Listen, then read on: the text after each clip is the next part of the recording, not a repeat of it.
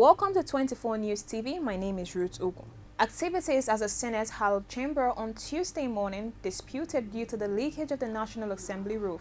Cleaners worked tirelessly to dry out the Senate lobby at the National Assembly building following heavy rains. Water drips from the roof of the building shortly before plenary resumed. National Assembly staff were seen scooping water from the flooded lobby of the building with buckets and packers. Some senators were forced to go through the House of Representatives wings in order to have access to the Senate chamber. It will be recalled that President Muhammadu Buhari had in 2019 approved about 37 billion naira for the renovation of the National Assembly building complex. Residents in Oroshogbo in Ijebu-Ode, Ogun State have had to vacate their residence for the time being following a heavy downpour in the state. Ogun State government gave the advice to the people on Tuesday and all the residents of the floodplain areas in the state. Special advisor to the governor on environment, Ola Orasaye, said this during an on-spot assessment of damage after a 2-hour rain in the area. Ogani Victor was there for 24 News TV and files this report. Pains, anguish, loss of properties and businesses. This was the situation in Olorunshogo community in Ijebu-Ode.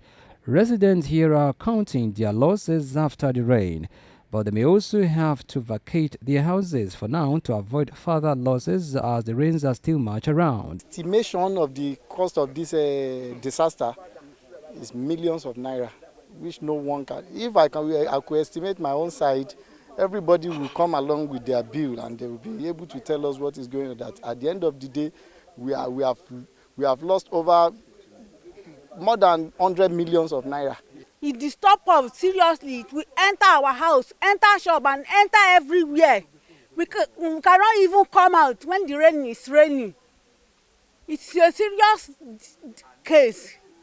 So we are begging the government to come and help us in this area. Special advisor to the governor, Dapo Abiodun, on environment, Ola Arisoye, has warned the residents that there may be more calamity ahead if they do not heed the advice to leave the area. We're going to have a major flood around that area, and that is natural flood. There's nothing anybody can do about that. It's coming. For people living within wetlands, we're going to give them early warning signals to evacuate those areas. Between July 8 and July 15, that is when you're going to have the highest level of precipitation in Ogun State. The visit by the team of government officials from the State Ministry of Works and Environment is to put things in perspective with a view to finding a lasting solution. The government said, though it may not be convenient for the people, it will save lives. We need to improve on our drainage system and drainage plan for the community so that we'll safeguard this whole area. Not minding the fact that they are within the valley. Yes, everywhere should be habitable if we do the real engineering, and we're going to do it. We're not going to shy away from our responsibility to make sure that the place is made habitable. It may cost us so much, but we're not going to shy away from it. The government is, however, calling for attitudinal change among residents on building of illegal structures and indiscriminate refuse disposal to curb flooding in the area. Ogani Victor reporting for 24 News TV. The Federal Road Safety Commission, a number of vehicles have been destroyed in a tanker explosion at Ogonre at the Lagos-Ibadan Expressway on Tuesday. The FIRC sector commander in Ogun, Ahmed Omar, confirmed the incident, saying the incident occurred at about 2:20 a.m. Omar said the explosion occurred in front of Romona Trailer Park in Ogore. A number of vehicles born in the fire is yet to be ascertained. Last November, as about 2 people died while 29 vehicles were razed following a tanker explosion at the Kara Bridge of the Lagos-Ibadan Expressway. The Nigerian government has been advised to ensure that there is fairness, equity, and rule of law in the judicial system. This was the submission of speakers at an event on wrongful arrest and detention in Nigeria. Samson Olumoye was there for 24 News TV and now reports. There have been issues about unlawful arrests and detention by security operatives in Nigeria. This development over time has put Nigeria in a bad light as a nation with poor human rights records. This is the reason for this gathering of lawyers to discuss issues of illegal arrests, violation of human rights, and the way forward. Guest speaker Barrister Jibril Okutekpa, while speaking at a paper presentation, lamented on the need for all the arms of government to respect the rule of law. It is one thing to get judgments in court, it is another thing to enforce judgments in Nigeria. And I came to the conclusion that what is the need of going to court when indeed you have judgment that is devoid of the fruits in terms of enforcement. And so I lamented in conclusion that one of the reasons why you have a continuous rise in wrongful arrest and wrongful detention in Nigeria is because there are no consequences. He therefore highlights torture, unlawful detention, inability to go to court as what should be looked into. So if we are talking about true independence, then the judiciary should be able to enforce its decisions in favor of victims of wrongful arrests and detention. And so I've looked at it, and then and it's part of the culture of Nigeria that we have no respect for rule of law. And I've tried to also explain in my paper that what we operate in Nigeria is not rule of law, it's rule of convenience. Other speakers at the event harped on the need for Nigerians, security agencies and actors in the judiciary system to synergize, therefore allowing due process to thrive. How often do people report crimes? And when they report crimes, how often do they show up to witness, to testify? Do you understand? And when trial goes on, is the police administrative setup, is it sophisticated enough to ensure that an IPO is insulated from routine postings? It's not. So these are the things that delay trial. The impatience of members of the public also do a lot of harm. The two-day event, organized by the Jury Trust Center for Social Legal Research and Documentation, is aimed at finding a lasting solution to the issue of wrongful arrest and detention within the public space. Drug abuse amongst youth and illicit drug trafficking is a major challenge that must be addressed by the government. The National Drug Law Enforcement Agency said this in Abuja at a press conference to kickstart the International Day Against Drug Abuse. 24NEWSTV was there, and this is the report. The National Drug Law Enforcement Agency says over 2 million kilograms of assorted illicit drugs has been seized from January to May 2021. Chairman of the agency, Mohammed Mawa, disclosed this while addressing journalists in Abuja ahead of the 2021 World Drug Day scheduled for June 26. He explained that within the same period, 2,180 arrests have been made by the agency, including 5 drug barons, while 2,100 drug cases have been filed in court.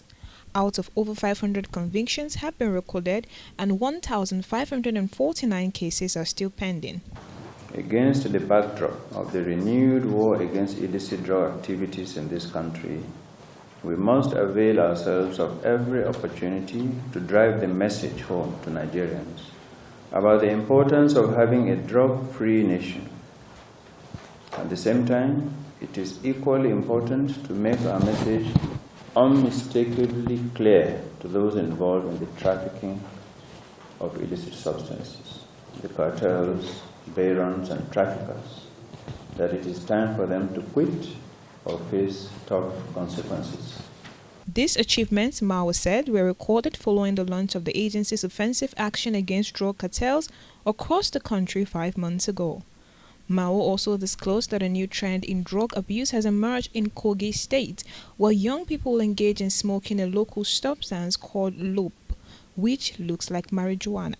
I just returned last night from a visit to the Kogi State Command, and during one of our interactions with the stakeholders, I interacted with a kidnapped victim who had been rescued. And he was very definite. While he was in their stranglehold, in their camp, he noticed that every hour they were smoking cannabis. And every 3-4 hours, he noticed them popping tramadol. and other substances. So there's definite linkage between this drug abuse and some of these consequences. He said those who take the substance believe it can fortify them against knives, bullets, and other metallic tools. He says drug abuse contributes to largely insecurity, violence, amongst other acts. Ruth Ugu reporting for 24 News TV. The federal government says it has paid a sum of 10 billion naira to 1 million benefactors every 2 months from the National Cash Treasury under its National Social Safety Net program. The program was introduced to help address unemployment, improve living conditions of extremely poor and vulnerable Nigerians, empower the people economically, encourage school enrollment, equip less educated people to be self-employed. National Coordinator, National Social Safety Net Coordinating Office, APARA LOA, disclosed this at the third-party project scorecard dissemination meeting in Abuja. He said the scheme started with 19 states from 2016 to 2017, with the World Bank loan subsequently moved to 24 states by 2008, adding that gradually the program has covered the 36 states and the Federal Capital Territory. Russian President Vladimir Putin says the 2014 popular uprising that saw former Ukrainian President Viktor Vukovic forced from the office was a result of the coup orchestrated by the United States and supported by Washington's European ally as he appealed for greater cooperation on the continent. Writing an op-ed in the German newspaper Die Det to mark the 18th anniversary of the Germans' intervention of the Soviet Union during World War II, Putin described the troubling of Vukovic as an anti-constitutional. Moscow has long accused the U.S. of formulating turmoil in Ukraine, while tensions with neighboring Russia has grown since Vukovic, a pro-Kremlin leader, was removed. Reports from Spain say Barcelona president Joan Laporta wants to bring Cristiano Ronaldo to the Camp Nou to join forces with Lionel Messi. Laporta, according to reports, is out to create football in history by bringing the modern game's two greatest players together. Ronaldo's future at Juventus is currently uncertain after a frustrating season for both players and club. Juventus produced its World Series A finish in a decade, ending the campaign in fourth before manager Andre Pirlo was sacked and replaced with the club's former manager, Massimiliano Allegri. My name is Ruth Ugu. Thank you for watching 24 News TV.